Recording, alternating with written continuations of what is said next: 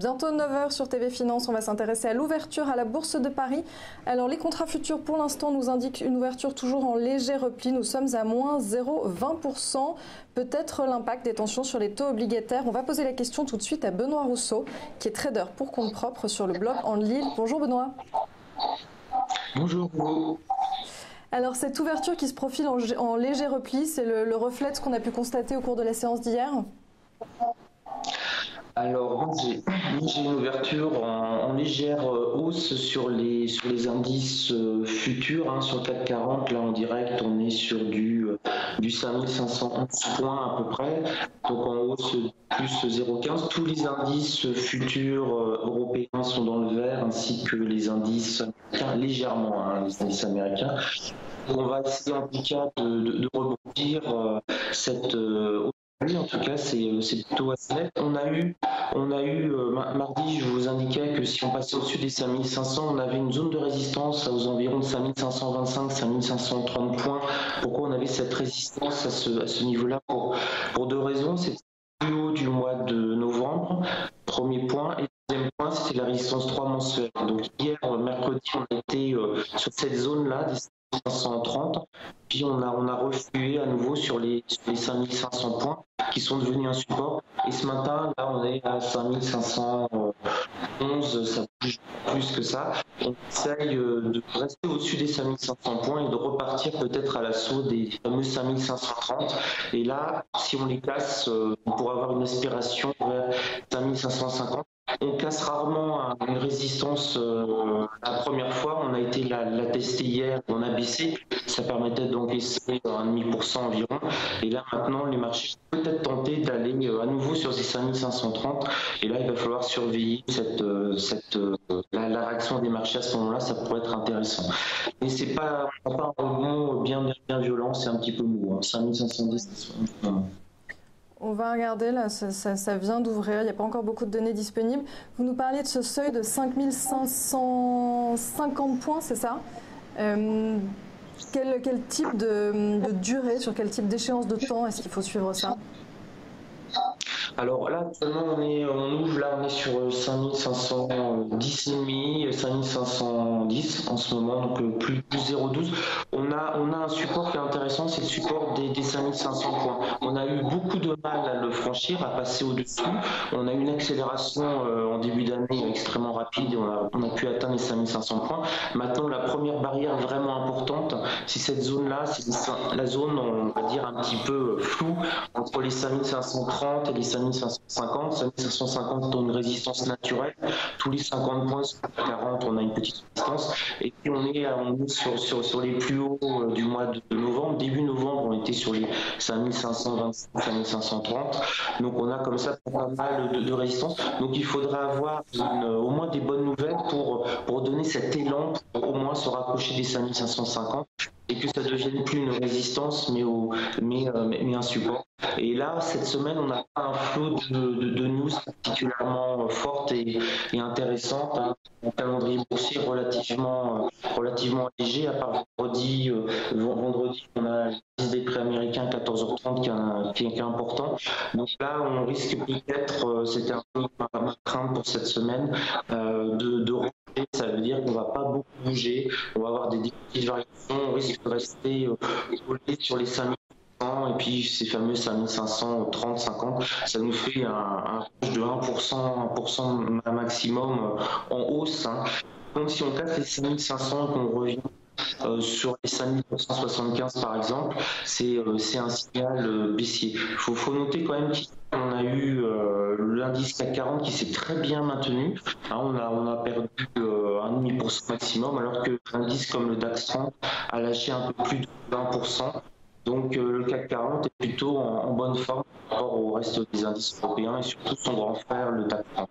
Alors vous disiez effectivement il n'y a pas beaucoup de statistiques ou d'infos qui tombent cette semaine. On a quand même quelques résultats bancaires attendus aux États-Unis. Ça, vous pensez que ça peut jouer un peu? Alors oui, ça effectivement, c'est assez surveillé les banques américaines. Ça fait partie vraiment des choses importantes. jouer de manière globale. Non, si les résultats sont bons, ça va maintenir en fait cette tendance haussière que l'on a actuellement, mais je ne pense pas que ça puisse faire décoller les indices à nouveau de 5 ou 6%. On a fortement rebondi tout en début d'année, et là on commence à sentir, si on regarde les graphiques en analyse technique, on commence à avoir un petit essoufflement.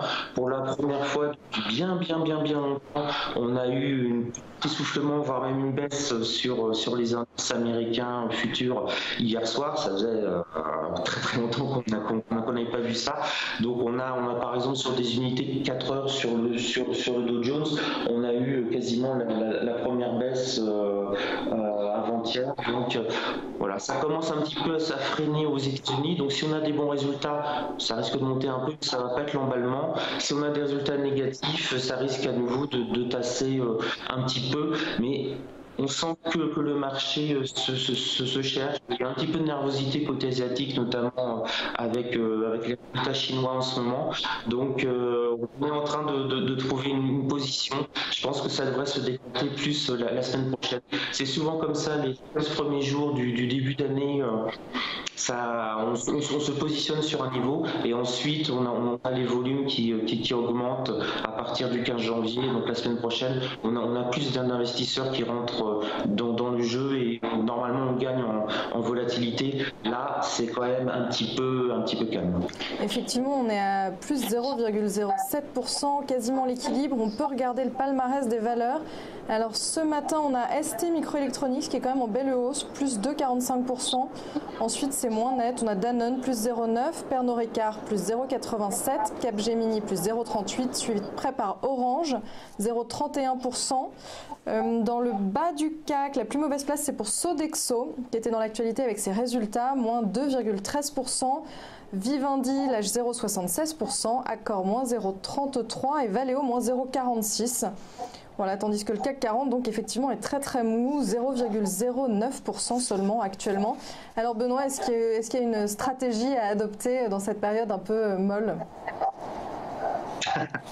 Bah oui, alors c'est ce qu'on appelle une stratégie de range. Donc là, par exemple, la stratégie que j'avais indiquée mardi, c'était qu'on arrivait sur les 5530, essayer peut-être de prendre une position vendeuse. On est redescendu sur 5500 pour y gagner une trentaine de points. Là, ça va être un petit peu, pour moi en tout cas, ce matin, la même stratégie. Je vais surveiller ce qui se passe. Là, on est sur 5512, 13, 14, on ne bouge pas beaucoup. Si on descend sous les 5500, si on arrive par exemple sur 5490 et que je vois que ça commence à rebondir, là je rentre à l'achat pour essayer de tenter une réintégration sur les 5500 points, 5495, 96, 98. Donc vraiment essayer de grappiller 5, 6, 7 points.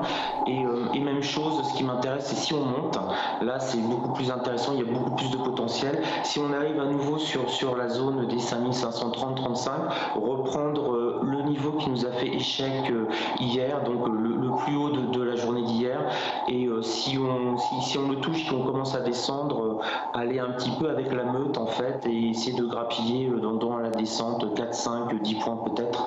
Voilà, donc c'est plutôt ça les stratégies. C'est pas très offensif, c'est pas très agressif, c'est plutôt attentiste. J'attends que ça aille taper sur un support bas, et si ça commence à rebondir, je rentre. Donc 5490, 92 est pas mal pour essayer de gagner 8-10 points. Et puis si on est sur les 5530, 35, le plus haut de la veille, si on commence à baisser, essayer de grappiller quelques points. Mais mon prochain objectif de vente important, ce sera au-dessus des 5550, parce que là on pourrait, si on se met à accélérer, c'est le problème quand on a peu de volume comme ça. Il suffit qu'il y ait une grosse main qui arrive et qui se met un petit peu à bombarder, ça crée comme ça une direction qui peut être reprise ensuite par quelques algos, et on peut comme ça se retrouver assez rapidement, pourquoi pas légèrement au-dessus des 5550 points. Et là j'essaierai de gagner 4-5 points si on arrive à 5555 quasiment en ligne droite, pour me mettre à vendre dès que je vois que ça s'infléchit, que j'ai des indicateurs sur l'achat, pour au moins encaisser sur les 5550. Donc c'est plus de la broderie que de la grosse artillerie. D'accord, merci beaucoup Benoît. On reste à 0,15%, 5512 points. On regarde une dernière fois le palmarès. Ça s'accélère un peu pour ST Microelectronics, plus 3,78. Pernod Ricard, plus 0,99. Dans un mouchoir de poche avec Danone, 0,93. Côté baisse, c'est toujours Sodexo, moins 2,17 qui est en bas du classement. Vivendi lâche 0,64% et Valeo, moins 0,30. Voici donc les principaux mouvements de valeur pour l'instant. Merci encore Benoît Rousseau. Vous êtes trader pour compte propre pour le blog Andelil.